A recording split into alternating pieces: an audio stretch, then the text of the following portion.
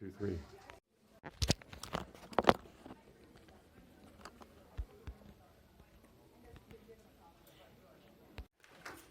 Anybody not ready? I'll just wait for them. Okay. My time will begin in 3, 2, 1.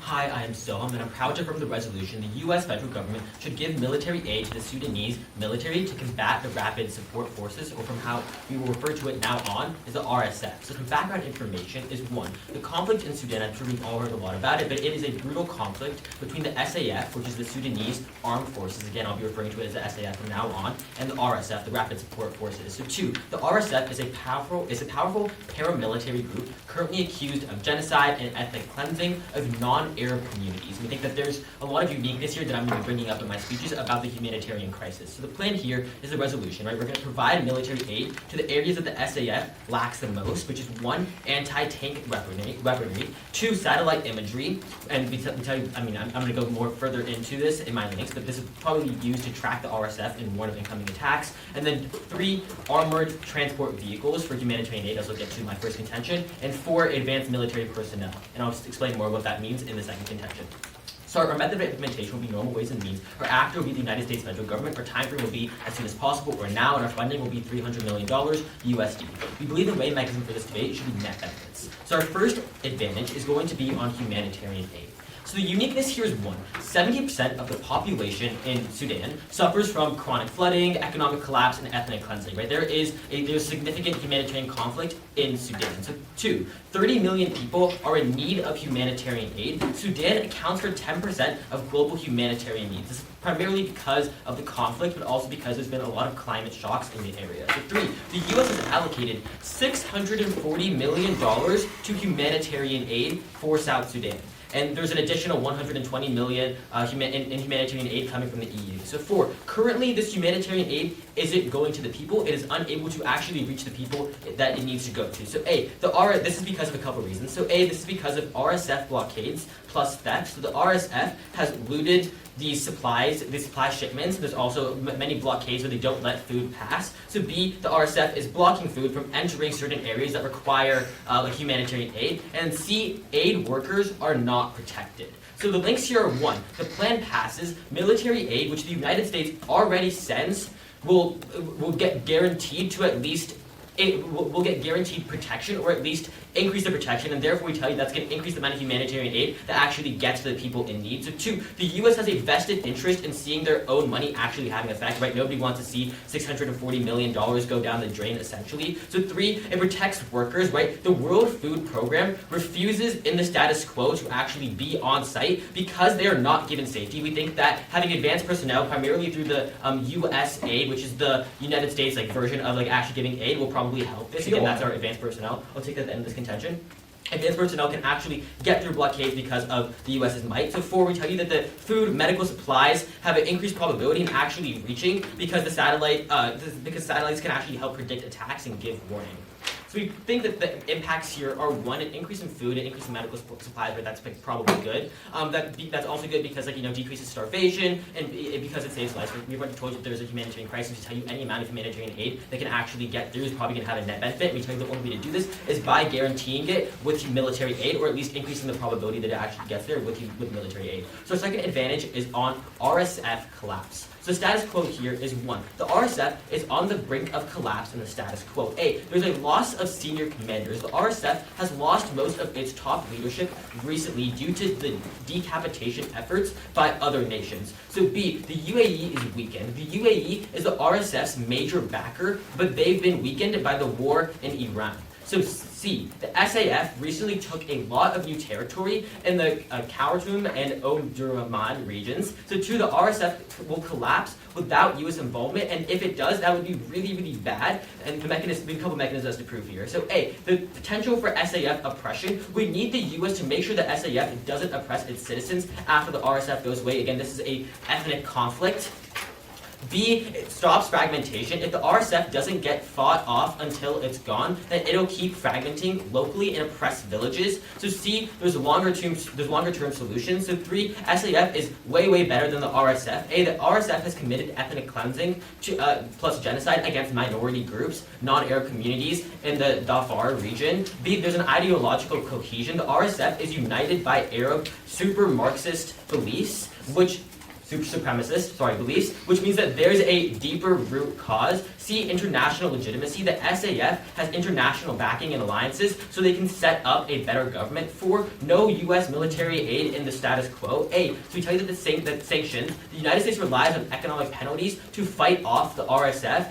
B, primarily humanitarian aid is being set in the again, look to the uniqueness that I mentioned in my first advantage about how there's 640 million going to South Sudan. So how does the plan actually change things? Again, the links here. 1, the plan passes. It pushes the RSF into collapse because 2, again, the rank analysis that we already provided you that the RSF is on the verge of collapse. So 2, stops the uncontrolled and dangerous RSF collapse. 3 mechanisms here. A, the U.S. regional involvement brings out the collapse of the RSF on the U.S.'s terms. They maintain control while the SAF stabilizes. B, U.S. involvement spooks the RSF. They don't want to risk angering the United States, so essentially they will cut their losses. C, U.S. involvement helps post-collapse. They can set up new regional governments, aid in local development, etc. Probably tell you that probably increases the probability of there being democracy. Tell you democracy is probably good for many reasons because it increases the quality of life of citizens. The warrant for this is the Philippines, where the U.S. set up a 3rd Philippine Republic after restoring control from Japan. We think that probably leads to increased quality of life and decreases the chance of suppression and oppression of their own people.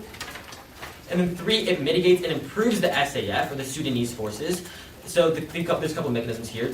A, the U.S. presence forces good behavior, it deters future conflict. Right? We think that it's in the vested interest of the SAF and the RSF to have good connections with the United States. And then B, the U.S.'s ability to set up better governments for the SAF. We think that the U.S. is the only way to actually achieve democracy. We think that democracy is needed in areas like this when there is an ethnic conflict, because we think that leads to an increase of quality of life for its citizens. And then D, there's no ethnic cleansing, right? We have advanced personnel there because then the U.S. has an ability to actually stop that. And we tell you that if you actually do set up another government, then it's going to decrease a chance of ethnic cleansing, especially if everybody has a say versus an authoritative or instead of a fragmented government.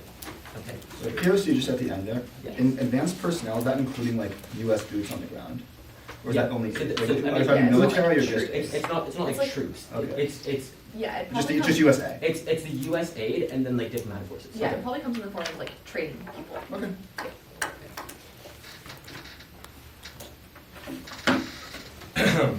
Cool. Sorry, I lost one of my sheets of paper. Does anybody like dislike off-time roadmaps? I would give one, but I guess you guys have a problem with that. Okay, it's just top of case, off case, down case. Pretty quick. Okay, is everybody ready? Judges, there's something very interesting that happens in the PMC, which is that they tell you all about how bad the RSF is, all of the terrible things that they've done, and yet they fail to inform you about the fact that the SAF has done almost all of the exact same things. They tell you that the United States has sanctioned the RSF, but they don't tell you that the United States also sanctions the SAF at the same time. Both parties involved in this war are terrible, and we are proud to stand against funding for either of them.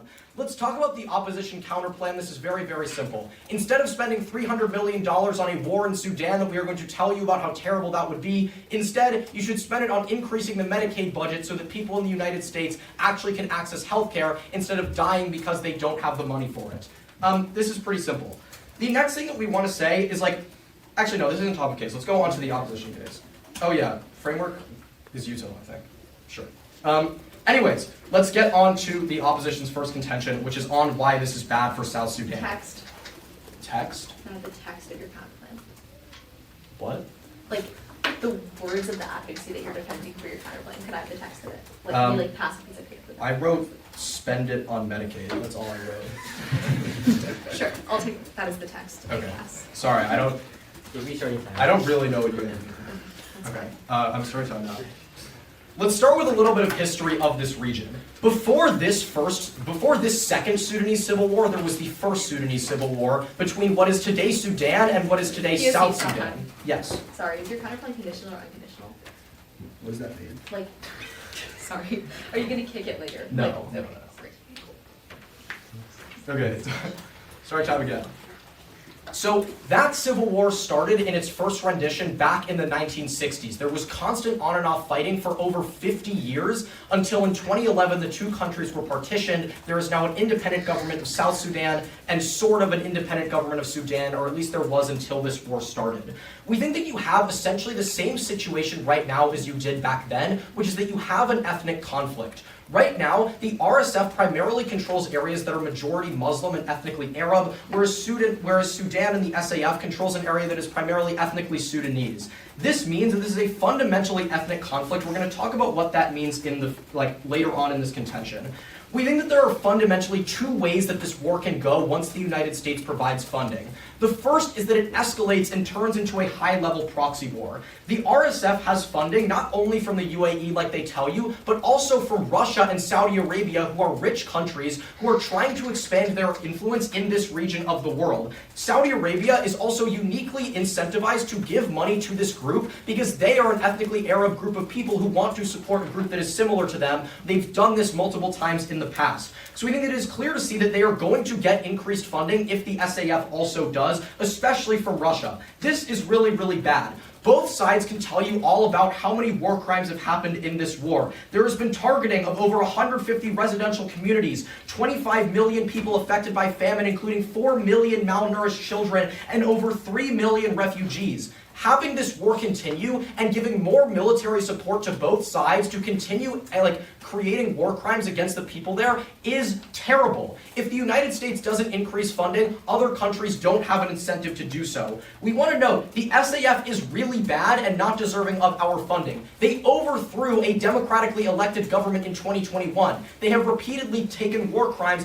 against their own people. All of this is really, really bad. We don't want this war to continue. We don't want more lives to be lost. But what is the second option? The second option is what Gov tells you is good, which is that the SAF gains power and takes over the entire area. We think this is actually also really, really bad. As I explained, this is an ethnic conflict. There was an initial war between what is now South Sudan and what is now Sudan, and Sudan won back in the 1960s. And there was constant tension, constant massacres, constant fighting between the people, and on and off war for over 60 years until there was finally partition. If the SAF takes over the territory currently controlled by the RSF, it is incredibly likely that the exact same thing will happen. The RSF is currently trying to create an independent government in the region of Sudan that they oversee, and the United States at present is trying to make peace between the two groups. If the United States instead flips to providing military aid for one side, all possibility of a two-state solution where two different ethnic groups don't have to be in constant tension is eradicated.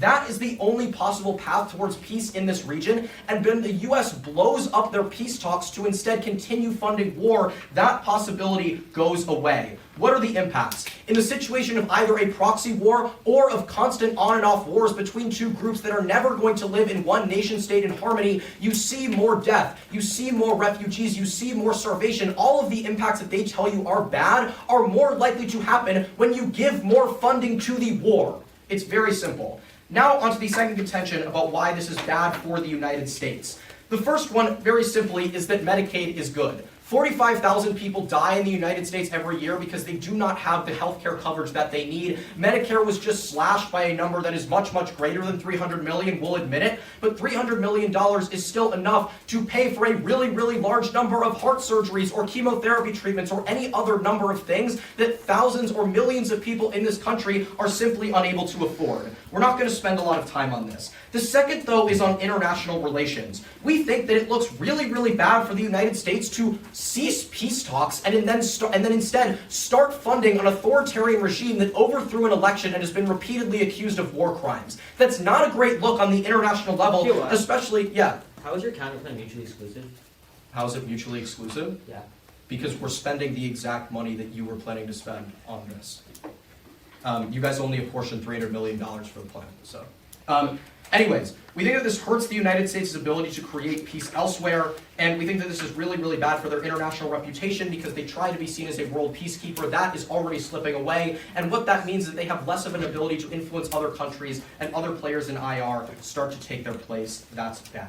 Now on to the government case. They're basically telling you that lots of people, in this first contention, they're essentially telling you that if the US increases aid to the SAF, then that money is going to be spent and that military aid is going to be used to secure humanitarian aid for the people. There's basically no reason to believe this. The SAF's primary goal is to regain the territory and regain their place as the only dominant government in the state of Sudan, or in the area of Sudan, which means that when they are given military aid to do so, that's what they're going to spend it on. If the SAF was really, really worried about making sure that aid would be able to get to their people, then they would currently be using more of their military force on being able to do so. There's really no reason to believe that this is going to happen, and it's just as likely that they might use these military capabilities to increase their efforts to stop aid to the RSF, which they're already doing, so that they can win the war faster. There's no unique warrants here as to why you should believe that they are going to use this money to support the fact that people are going to use this on helping aid get to anybody. But now on the second contention, which is about the RSF collapse. First, look to our first contention about why an RSF collapse is actually bad. We think that if the RSF falls apart, for all the reasons we've told you, it will just lead to more war and more fighting. But then on this idea that the United States is going to use their influence, their military might, to stop SAF oppression in the region. This is just obviously not true. The SAF doesn't have to rely on the United States once the war is over. The US is only giving this brief period of military support, and we can already look to parts of the world, for example, the war in Gaza, to see how regimes that are funded by the United States are not necessarily holding back on doing bad things against civilians in the wars that they're fighting with the United States' money. There is a long history of the US trying to make diplomatic peace in parts of the world like Afghanistan and Libya, and it never actually results in war crimes stopping. They don't give you any reason to believe this will be different, and because there's no additional aid coming after the military aid, it doesn't even go into the future to stop future offenses. Thank you. Okay. Order is top of case.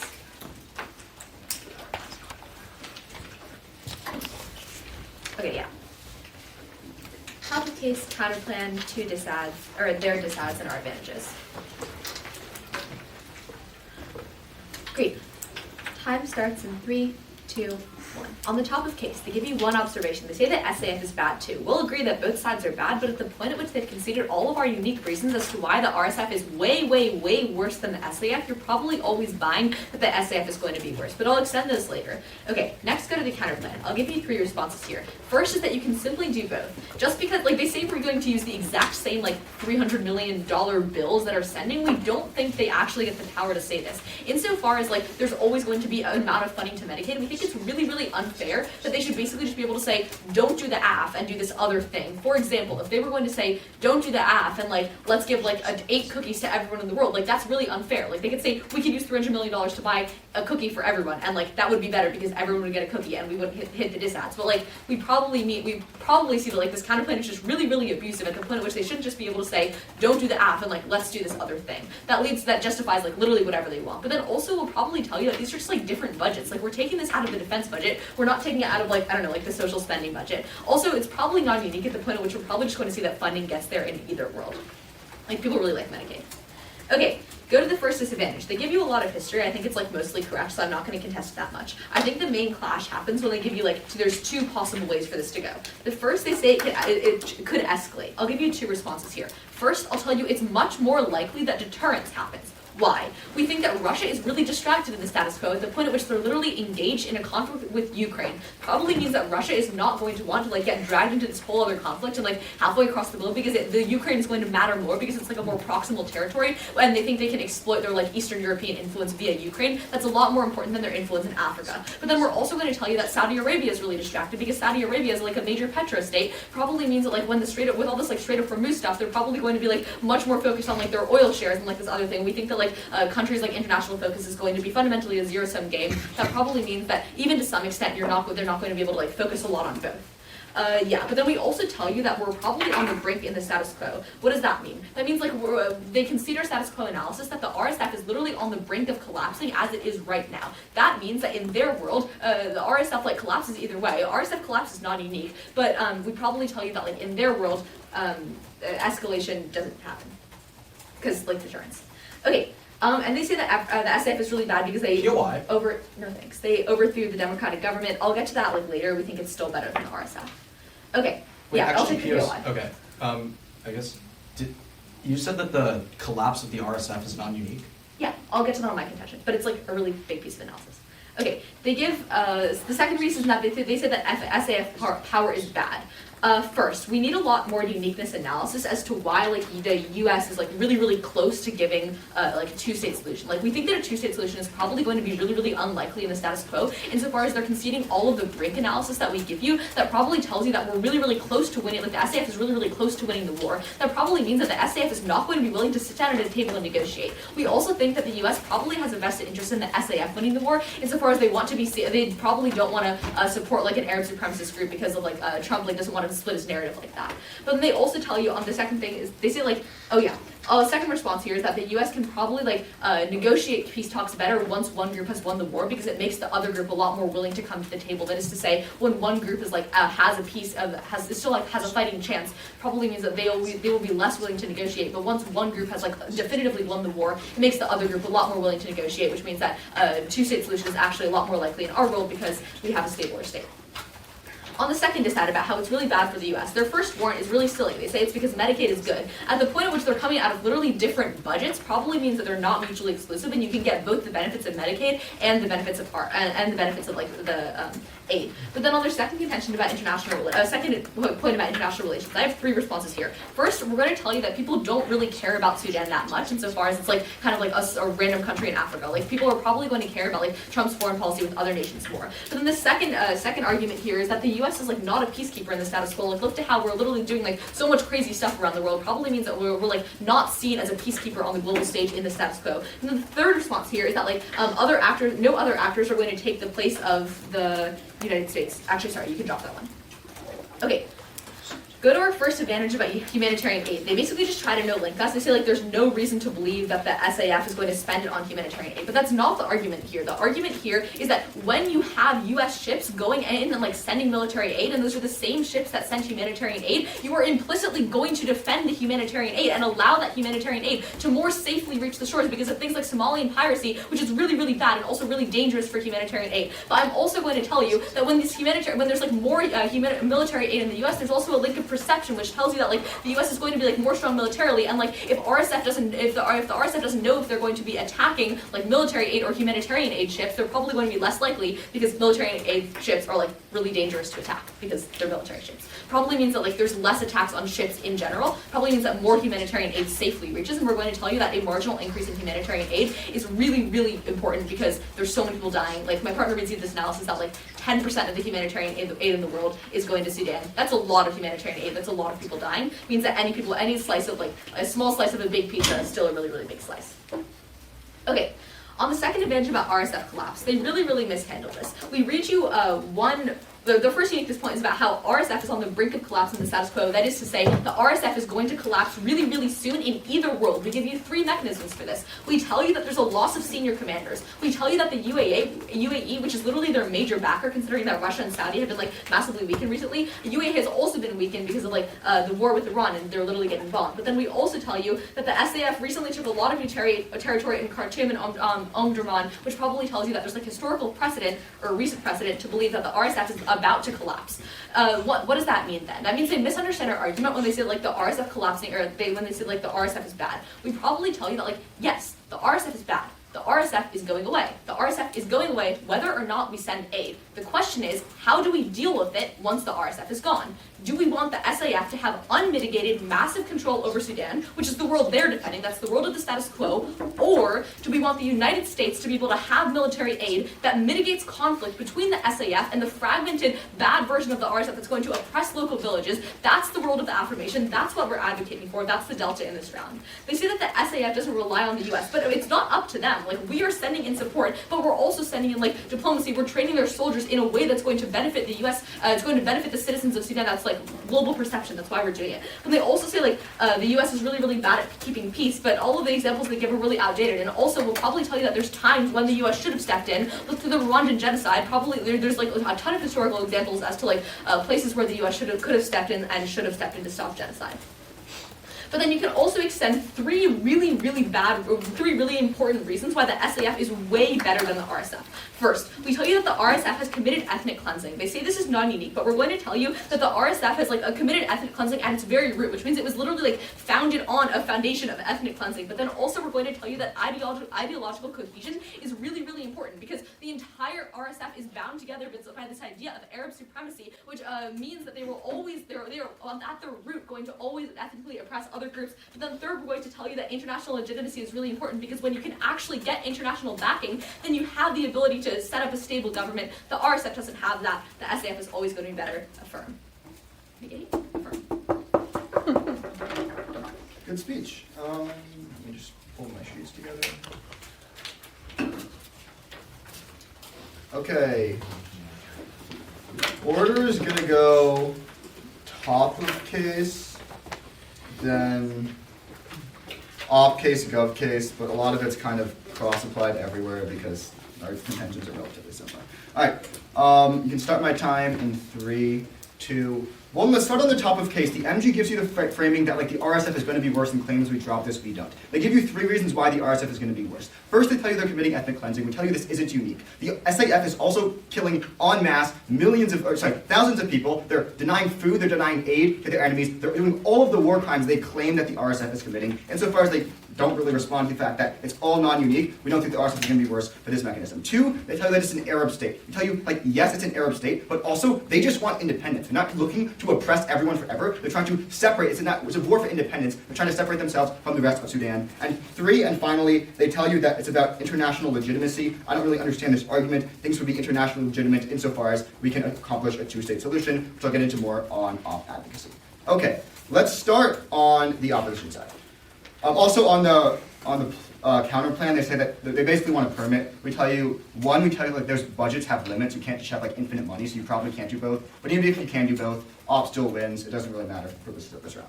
Okay, on opc 1, they tell you that 1, there's going to be deterrence for a proxy war because Russia's distracted and Saudi's distracted.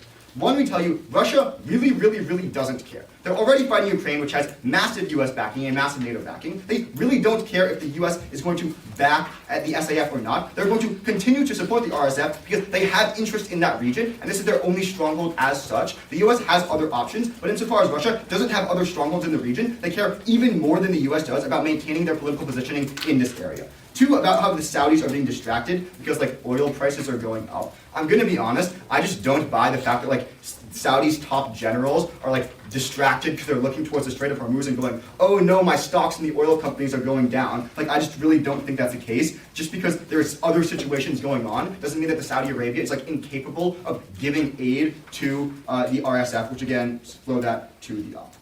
Next, they tell you, and I'm just going to respond to this now and cross-apply in a lot of places, that the RSF is on the brink of collapse. And they claim that we drop it, we don't. They give you 3 warrants as to why this is the case. First, they tell you that like a lot of commanders are dying. We tell you, yes, commanders are dying on both sides, but insofar as they told you themselves, the RSF is like an Arab nationalist army, there's always going to be more than enough willing people to take their place. It's not as though there's like literally nobody to take the place of the commanders. 2, they tell you, sorry, I think my flow is over here. 2, they tell you that the UAE is like not giving them as much funding. That doesn't matter insofar as both Russia and the Saudis are still funding them immensely. And 3, they tell you that like a lot of territory has recently been captured. This has happened like 6 different times over the course of the war, where like one army pushes into the other nation's territory. It doesn't mean like the war is necessarily on the brink of collapse just because one side happens like to have more territory at one point in time. This has gone back and forth dozens of times over the past couple of years. This isn't again a unique situation. It sounds as though the RSF is on the brink of collapse no matter what.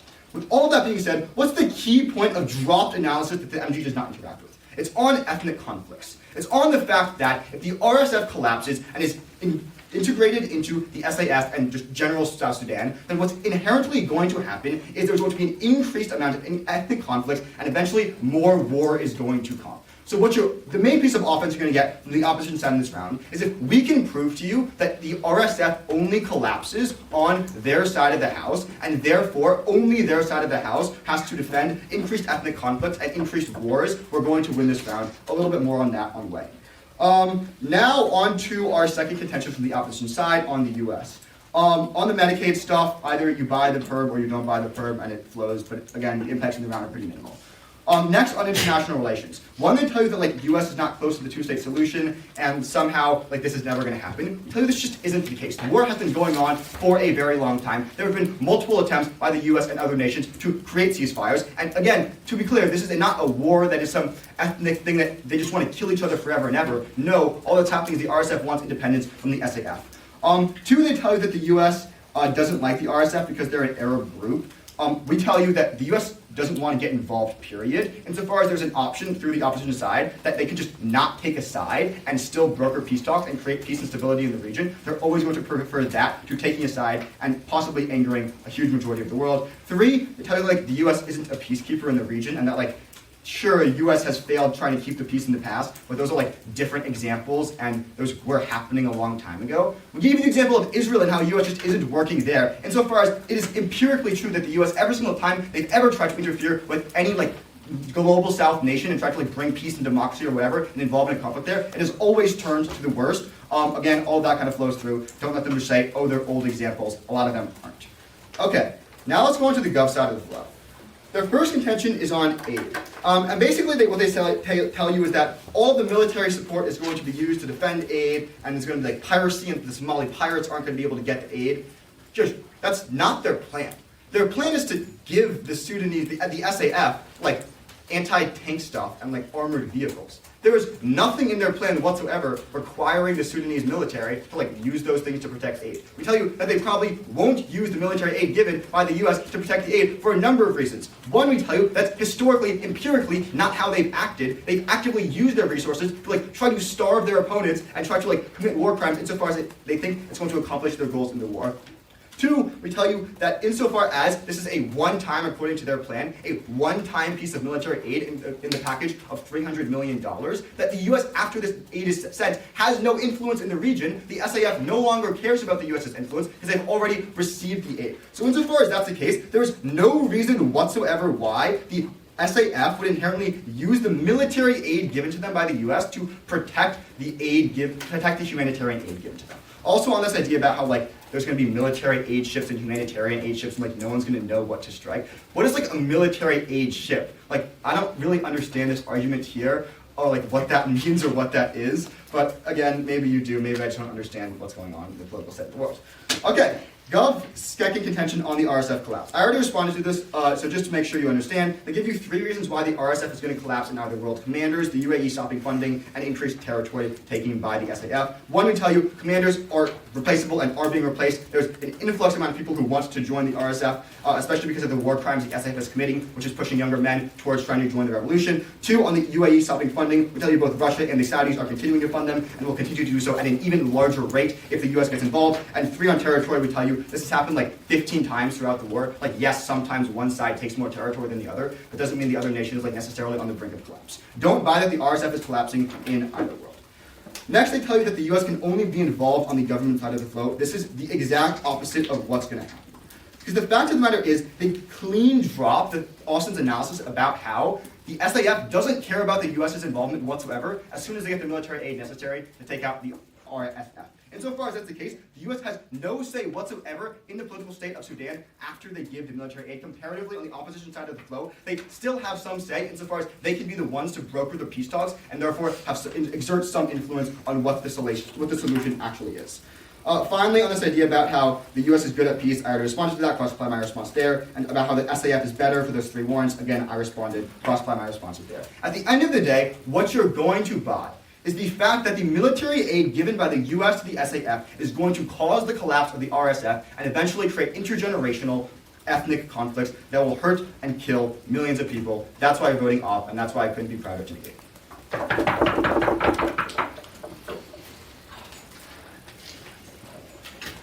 Okay, everyone ready? Judges, before the PMR, I want you all to take a step back with me and think about what Gov is about to ask you to do.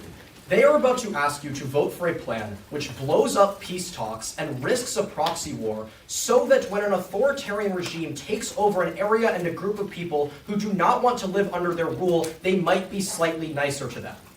That's not how we do things. The important delta in this round is the opportunity for peace. Note the completely dropped analysis of the situation that I told you from the get-go. This is a moment where peace is possible. The RSF just offered a plan for a two-state solution. The United States is actively brokering a peace deal. This is a moment where we have an opportunity to actually create a two-state solution to avoid the historical failure of the 60 years of on and off war between Sudan and South Sudan in this very region. And Gov wants you to blow up all of that and allow the authoritarian regime to take over the Arab people living in RSF land just so that when we concede to authoritarianism, it might be a slightly gentler hand. Don't make that concession. Let's be very clear about what this round is actually about. When you vote op, you increase the possibility that there will actually be peace in this region, and when you vote gov, you guarantee that that will not happen. We think that you should easily weigh the possibility of peace over the very small magnitude impacts of the gentler hand of authoritarianism when it inevitably arrives. The warranting in responses that we have given to these points are essentially dropped. We gave you the unresponded to example of Israel, which they claimed is not recent, but it's actually happening right now, wherein the United States is providing military aid to a country, and that country is still being accused of genocide by the international community, still being accused of war crimes. The United States' ability to prevent atrocities by the people that they fund is far, far less than the government claims it will be. And when we give you the logical reason as to why this is the case, because Sudan can just take the military aid and then ignore any US requests after, because as they told you, it isn't conditional, they don't respond to that logic. There's fundamentally no reason to believe this is actually going to change. But more importantly, the weighing. We think that it is clearly a greater magnitude impact to go for the possibility of peace. Because fundamentally, if you allow this regime to take over this region, there is still going to be war, there is still going to be death. All of the war crimes that have been discussed in this debate are just going to continue into the future. We think that you save more lives when you go for peace, because we actually think it is a pretty high probability impact, especially when you consider the very weak link chain that underlies the idea that you're actually going to get better treatment from the SAF when you vote for Gov. We think that the influence of the United States is not enough, and you should vote up on the fact that you should not be blowing up the very likely peace agreement that is about to happen here. This war has been going on for 5 years. Both sides want it to end. The RSF wants independence, and we should support them. But the second very possible ballot here is on the likelihood of some kind of proxy war emerging in the region. We think that it is true that maybe the UAE won't want to fund them, but they drop our warning about Saudi Arabia, which is that they are going to want to support an Arab presence that they ethnically align with in the region, and that historically they have done this exact kind of thing over and over again. This isn't responded to. Saudi Arabia is a hugely rich petrostate backer, and a proxy war is pretty likely to emerge in this region, as it did when Sudan fought South Sudan 10 or 15 years ago, and even back into the earlier parts of the 20th century. That is really, really bad, because it leads to these levels of mass death and atrocity we've seen. Remember the stats I told you about 3.5 million refugees, intentional bombings of over 150 residential neighborhoods. That stuff continues and happens at an even higher level if that proxy war begins. Don't risk a proxy war. Vote for peace. Do not vote to allow authoritarianism to take over a region and then treat those people slightly nicer. Vote for peace. Thank you.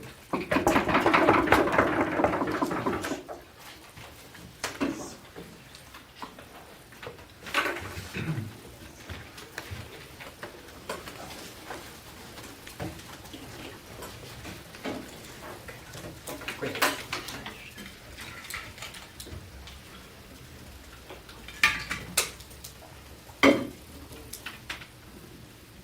Okay, is anybody not ready?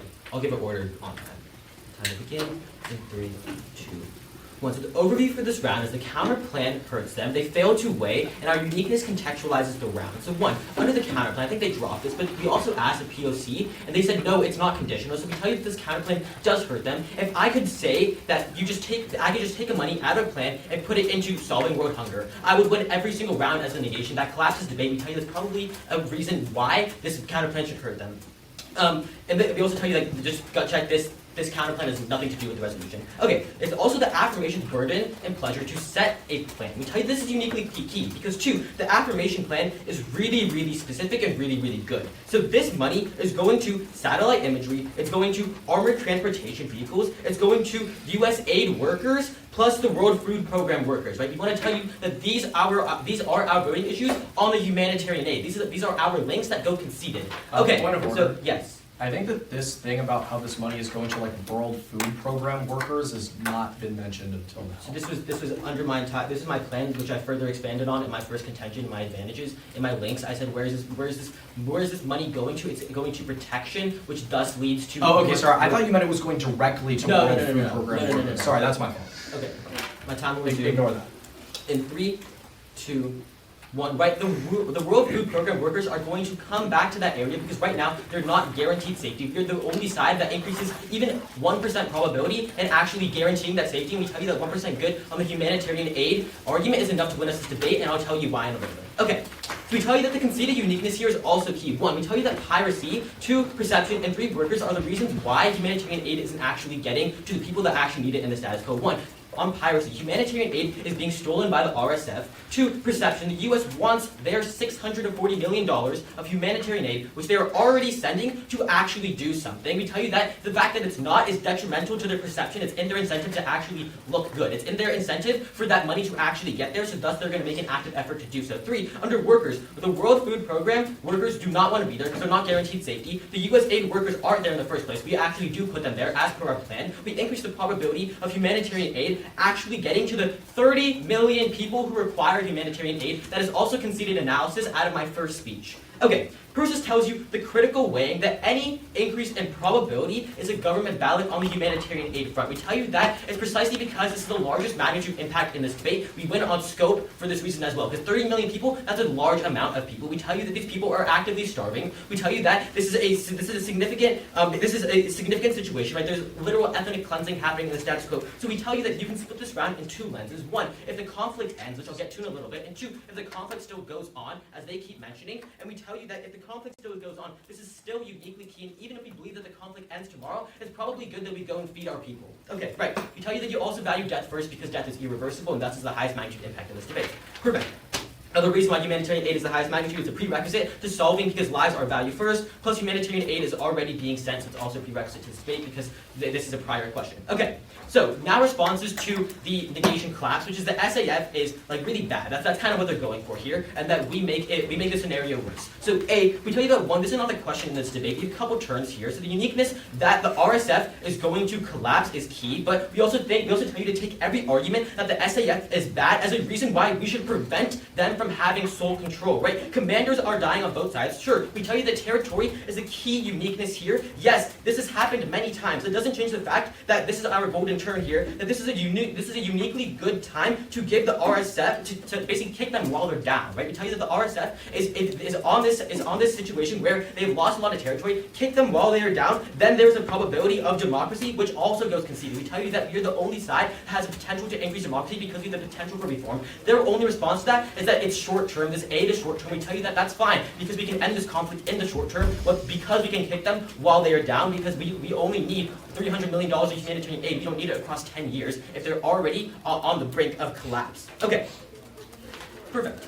We think that U.S. involvement and reform is highly probable after the war is ended because the U.S. military presence is already there. I want to also highlight how the advanced personnel are diplomatic, right? We also mentioned this in the PMC when they asked a POC. We told you it's U.S. aid workers and diplomatic workers. This goes conceded. We tell you the concession should be taken as truth in this debate. We also tell you to extend democracy as a good impact because of civil liberties. That's probably good for quality of life. Aid being short term. Again, we also tell you that's not important because the war can end in the short term. We also tell you that the RSF being willing to take a draw or being willing to actually say, okay, then let's do a ceasefire is probably an analysis that they are on a losing position, and that's probably another reason why they're on the brink of loss, and that's probably another reason why it's better to kick them while they're down, or even if you get peace, this two-state solution, both nations are authoritarian, so we tell you that it's better that to have a higher potential to having one state solution that is democratic versus a two-state solution where both sides are authoritarian and trying to kill each other.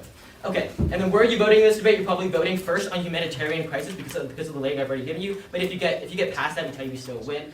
Peace is not happening. They literally read arguments that the U.S. is bad at peace talks. Great, thank you. Come on, guys. Actually,